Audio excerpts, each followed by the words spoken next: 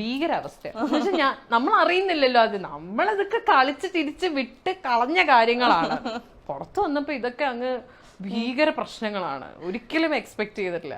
ശരിക്കും കുറെ ആളുകൾ പറഞ്ഞാൽ കേട്ടെ, അതായത് ബിഗ് ബോസ് പോയതോടുകൂടി ആ ആര്യ ബഡായിയോടുള്ള ഭയങ്കര സ്നേഹമായിരുന്നു. ബഡായി ബംഗ്ലാവിലെ ആര്യയോട് ഭയങ്കര സ്നേഹം പോയെന്ന്. അങ്ങനെ ശരിക്കും ആര്യക്ക് എന്തെങ്കിലും ഫീൽ ഉണ്ടായോ? ഇതെനിക്ക് ഡയറക്റ്റ് മെസ്സേജ് ആയിട്ട് ഇഷ്ടം പോലെ വന്നിട്ടുണ്ട്.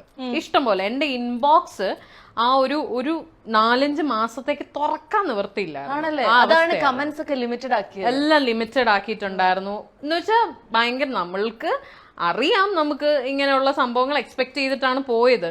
ഈ ഒരു ലെവലിൽ നമ്മൾ പ്രതീക്ഷിക്കുന്നില്ല. എല്ലാരും ഇങ്ങനെ പേഴ്സണലി എടുത്തിട്ട് നമ്മളെ പേഴ്സണലി ഇത്രത്തോളം ഹരാസ് ചെയ്യുന്നുള്ളത് നമ്മൾ എക്സ്പെക്ട് ചെയ്യുന്നില്ലല്ലോ. അപ്പം എനിക്ക് ഇത് ഈ പറഞ്ഞ ഈ സെയിം ഡയലോഗ് എത്ര പേര് അയച്ചിട്ടുണ്ടെന്നറിയോ? അതായത് ബഡായി കണ്ട് ഞങ്ങൾക്ക് ഭയങ്കര ഇഷ്ടമായിരുന്നു, ആ ഇഷ്ടം എല്ലാം ബിഗ് ബോസ് കണ്ടപ്പോഴേക്കും പോയി. ഈ സെയിം മെസ്സേജ് ഒരു 200 എണ്ണമെങ്കിലും മിനിമം വന്നിട്ടുണ്ടാവും. ഞാൻ തിരിച്ച് റിപ്ലൈ ചെയ്യില്ല. നമ്മുടെ തംസപ്പ് ഇല്ലേ, ഒരു സ്മൈലിയും ഒരു തംസ്. അല്ല, ഞാൻ എന്ത് പറയാനാണ് ഇപ്പം അവരോട്? കൊടുത്തല്ലോ എന്നുള്ളതാണ് ആ വലിയ ഹൃദയം കാണാതെ സുഹൃത്തുക്കളെ.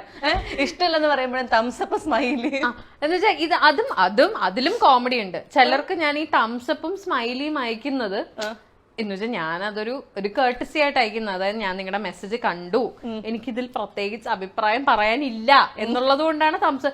അതിനെ ഒഫെൻസീവ് ആയിട്ട് എടുത്തിട്ട് ഇതെന്തൊരു അഹങ്കാരമാണെന്ന് പറഞ്ഞ് തിരിച്ച് മെസ്സേജ് അയച്ച ആൾക്കാരും ഉണ്ട്. പിന്നെ എനിക്ക് ഒന്നും മറുപടി പറയാനില്ല. അവസാനം ഞാൻ ഇതൊക്കെ അയച്ചു തുടങ്ങി, എന്നെ വെറുതെ വിടണം എന്നൊക്കെ പറഞ്ഞിട്ട്. അങ്ങനെ പറഞ്ഞിട്ടുള്ള ആൾക്കാരാണ് കൂടുതലും. എന്ത് ചെയ്യാൻ പറ്റാതെ ഒന്നും ചെയ്യാനില്ല, അനുഭവിക്കുക അത്ര.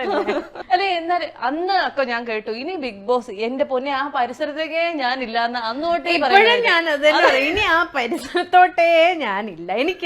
ഞാൻ ആ ഷോയുടെ ഭയങ്കര ഫാനാട്ടോ. എന്ന് വെച്ചാൽ ഇപ്പോഴും അതെ എനിക്ക് തോന്നുന്ന എല്ലാ കാലവും ഞാൻ അങ്ങനെ തന്നെ. ഇനി എത്ര ബിഗ് ബോസ് എനിക്ക് അറിയാവുന്ന ഭാഷകളിൽ വന്നാലും ഞാൻ ഇരുന്ന് കാണും, അതിലൊരു സംശയമില്ല. കാരണം എനിക്ക് അത്ര ഇഷ്ടമാണ്. അപ്പൊ അത്രയും നമുക്ക് ഇഷ്ടപ്പെടുന്ന ഒരു ഷോന്നൊരു അവസരം നമ്മുടെ തന്നെ ലാംഗ്വേജിൽ നിന്ന് വരിക എന്ന് പറയാം. അതും സെക്കൻഡ് സീസൺ, എന്നെ ഫസ്റ്റ് സീസണിലും വിളിച്ചതാണ്.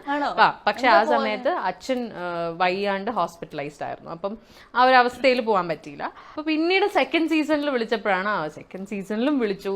അപ്പം എനിക്ക് എക്സൈറ്റ്മെന്റ് ആയി. എനിക്ക് ഭയങ്കര ആഗ്രഹമായിരുന്നു. ഇതിപ്പോ നമ്മൾ ടി വിയിൽ കണ്ട് നമുക്കറിയാം, നമ്മള് ഭയങ്കര ഫാനാണ്. ശരിക്കും ഇതിന്റെ ഉള്ളിൽ എങ്ങനെയാണ് അതൊരു മെന്റൽ എക്സ്പെരിമെന്റ് ആണല്ലോ. അപ്പൊ നമ്മൾക്ക് തന്നെ ഉള്ള ഒരു ചലഞ്ചാണത്. എങ്ങനെ നമ്മൾ ഈ 100 ഡേയ്സ് നമ്മളെ കൊണ്ട് പറ്റുമോ? ഈ രാവിലെ ഉറക്കം എണീറ്റ ഉടനെ ഫോൺ എടുത്ത് ആദ്യം നോക്കണ ആൾക്കാരാണ്.